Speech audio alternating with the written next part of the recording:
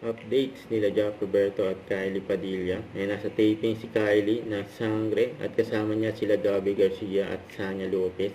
Si Glacius de Castro na lang ang kulang, kompleto na ang mga Sangre. Yun o. At samantala si Jack naman ay spotted sa Apalit, Pampanga dahil umatin siya sa isang event. Ito yung interview kila Jack at Kylie.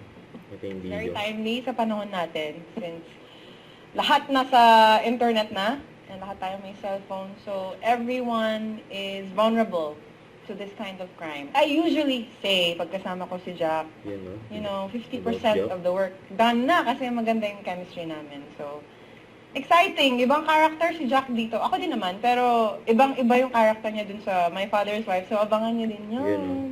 Wala akong na-imagine na ibang Kylie. character na gaganap nito, kundi siya lang. So, I'm happy to work with her again, and I'm excited, of course, dahil ang maganda sa amin, when it comes na magkakaroon kami ng project, nag-adjust na lang kami through character. Yun, no?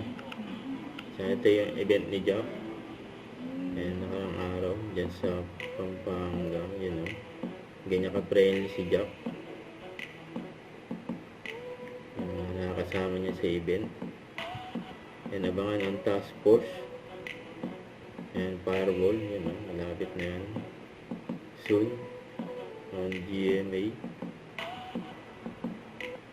Don't forget, subscribe, click the notification bell for more updates. This is with Charlie Action Vlog. Stay tuned for more videos. See ya.